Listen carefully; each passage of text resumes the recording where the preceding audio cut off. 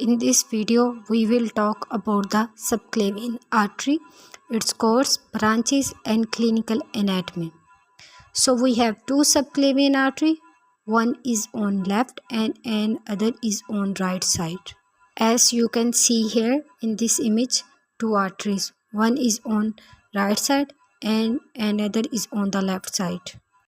Two major arteries which are located in the thorax that lies beneath the clavicle, and once they pass the lateral border of the first rib, they officially form the axillary arteries, which means subclavian artery ends as the axillary artery.